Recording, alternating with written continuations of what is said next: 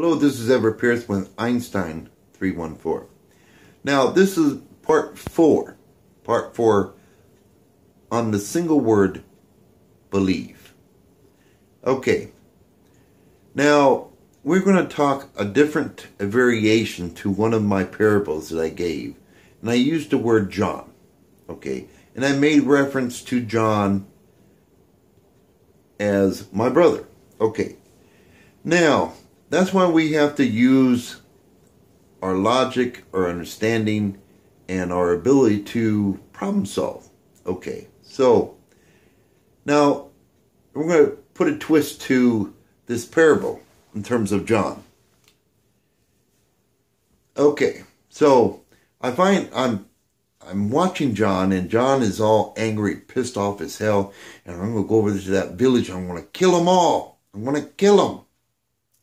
Okay, and if I didn't know anything about this village, I would say, John, why do you want to kill these people? Because I want to be about forever life. Not extinction, but forever life. Okay, so before I start jumping conclusion, like I said in my other example, is that's saying my other examples of my parable as if I already know this other village of women and children. And I've observed them from a distance, and I know that they're to themselves. They don't harm anyone. I'm not seeing anything out of the ordinary where they're wreaking havoc and destruction upon people. Now, in this situation, a spin of the parable, meaning that John's all pissed off. He's 7 foot tall, he's 300 pounds. And I said, John, why do you want to go over and kill them? He won't give me an explanation. And I would say, hey, well, give me a minute here. I don't even know who in the hell you're talking about. Okay. So, I may want to, he hasn't gone over there yet, but he's planning on killing these people. So I go over to this village to find out, and I hide in the weeds and just surveillance him. And I find out that they're making arrows, they're making all these little things to go war with someone. And I listen to their conversations, surveillance, and I understand their language. And I can hear the hatred and anger and how they're going to go out because other people on this planet don't believe or do the same thing as what they believe in. And they're going to go out of their way to kill people. And I can see evidence of it. They're making arrows, they're making bombs, they're making, all these little things. They're preparing for war. And everything of that village is they're preparation for war. Okay. Now, not preparation for self-defense, but preparation for war. And then I take it one step further. Why are they waging war? And I look at the rationale and the reasoning behind it. And then I find that what their rationale and reasoning is very similar to some of the radicalized extremist Islamic terrorists that we are seeing in today's time. There's no rhyme, there's no reason, other than because these other groups, these other villages do not believe or pray or in the same manner as they do, and that they're going to act in behalf of God in that respect and just kill for no reason at all. I mean, these other villages are not going out of their way. They're not killing people. They're not hurting people. And yet they're waging war on them. Okay, now I'll go back to John. And I say, hey, John, now I understand why you're mad and angry. Can you enlighten me? When did you become aware of this? Why aren't you telling me about this? Why are you taking it upon yourself? This village there is quite a few, even though you're 7 foot tall and you're strong. Why didn't you include me in this? Now I understand where you're coming from. And from what I observe from this village over here, who's preparing for war, and there's no logic, I would say, let's hold off and let's get more of us together. Okay, but before we go out of our way to kill this other village. Let's have one of us step to them and see if we can put some rhyme or reason to this before we go over there and kill people for no reason at all. Meaning our objective is if we can bring peace or resolve the issue at hand. Okay. But see, when you make an observation, we hold these truths to be self-evident. I've already gone over there. I've seen their reason, their rationale, and why they're wanting to wage war. Especially war on people who are doing nothing to anyone. Okay. So that's why we do our homework. We use collective feedback. So in terms of our belief, if you're going to be about forever life, don't go into it half-assed.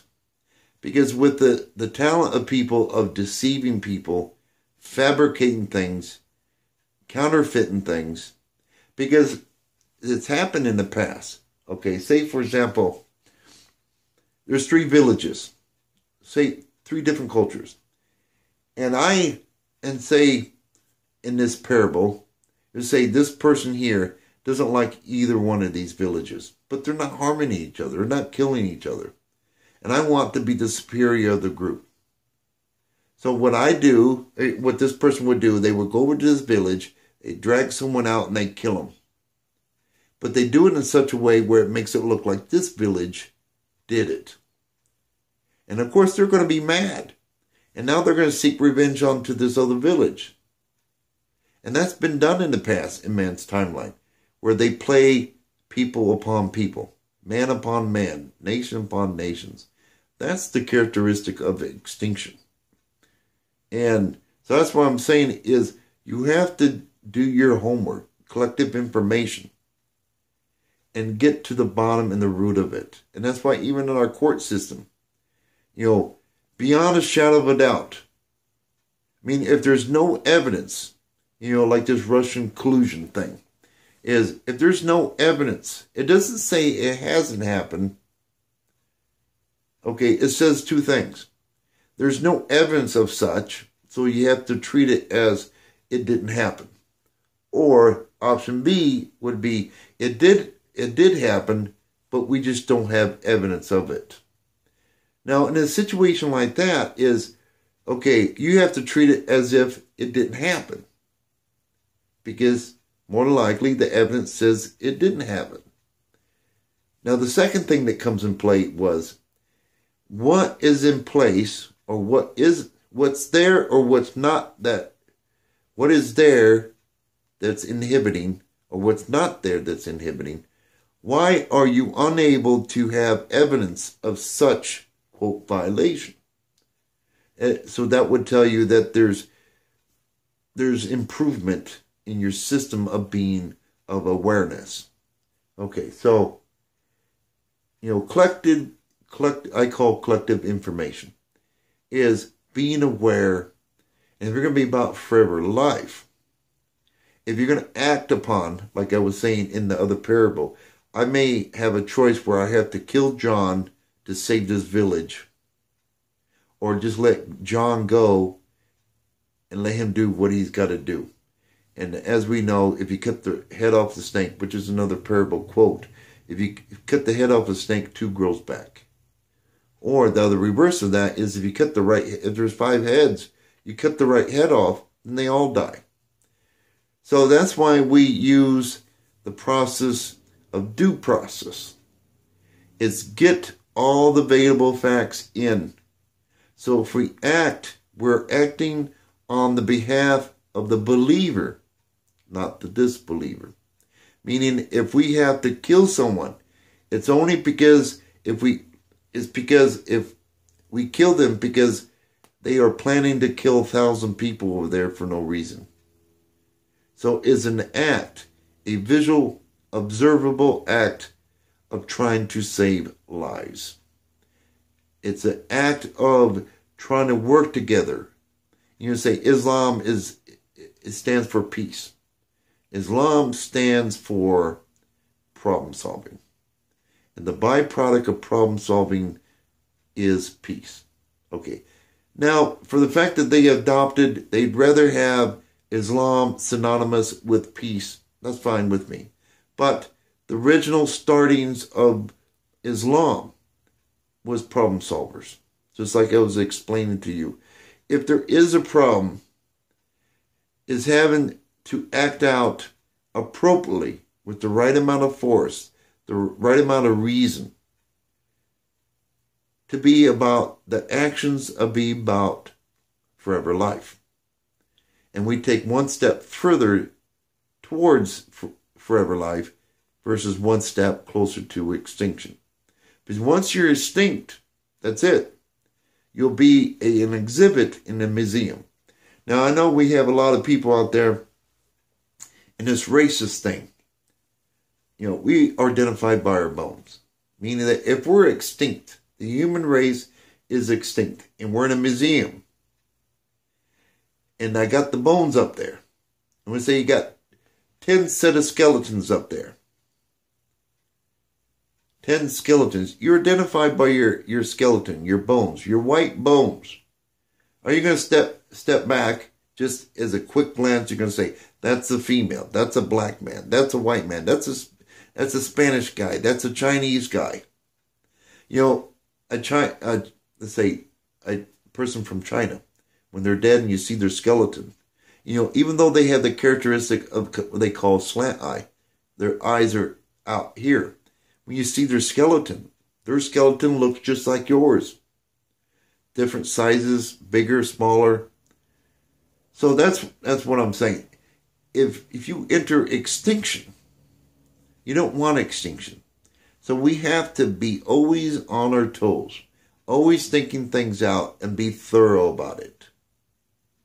Because what ends up happening is you're going to back yourself into the corner and you're going to realize what is going on. That's why Jesus said, forgive them, for they know not what they do. Some of the things that they're doing is about extinction. Steps, leaps and bounds towards extinction. And they don't even realize it. And that's why Jesus would quote, forgive them, for they know not what they do. Means Jesus was on a higher level of understanding of human behavior, of energy, of mathematics. And they weren't. And they were acting out illogically, irresponsibly. So in terms of belief, because the word believe is associated with evolution. So no matter what religion is out there, it's basically a group of people who adopt that particular element of evolutionary concepts. And they call that a religion. Is adopted, we hold these truths of evolution. So in this part 4 is the moral of the story, we'll end it right here, is you can't, and I pardon the phrase, you can't be half-assed about it. So like when they say the collusion over Russia tried to hack this, is if they did, we need to find more information. Did it actually come from the government? Did it come from Putin? Or did some Russian person went rogue? We got American people who go rogue. Basically what you're saying is good and bad of all walks of life. So what does it say, and I'm just saying this as a parable, not a parable of truism, but as just a learning parable. If it turns out that it is a Russian that's hacking our system, but he has gone or she has gone rogue, separate from the bulk of the nation, then essentially they do not represent Russians as a whole. And it's the same way with the United States. If we got some man that walks down the street or goes to a stadium and kills thousands of people, and he says that's an example of patriotism, not terrorism, and say, wait, that person has gone rogue and he has a distorted ideology of what he thinks is fair or reasonable. So that you will find in all walks of life. So if we find that the source of the problem is coming from Russia or China or wherever, then we step to the country and say, wait, we're going to give you the benefit of doubt that it didn't actually come from your government. Is that you need to clean up your house a little bit because you got people going rogue, and essentially what they're doing is we're accepting it as such, is that they're trying to play a nation upon nation as if they're part of extinction. They would want the United States to fight with Russia so we kill each other, bring about extinction. So we see this human behavior all within the United States because we are a melting pot. We have many different cultures, different religions. So we're going to see samples of all the good stuff, all the bad stuff, and all the indifferent. And that's why other nations should be a little more tolerable to the United States, because we are in the evolutionary process of the melting pot, of creating something that has never been accomplished before. Is to evolve to that higher level of evolution and thinking and doing that is far superior than anything you will find out in the universe.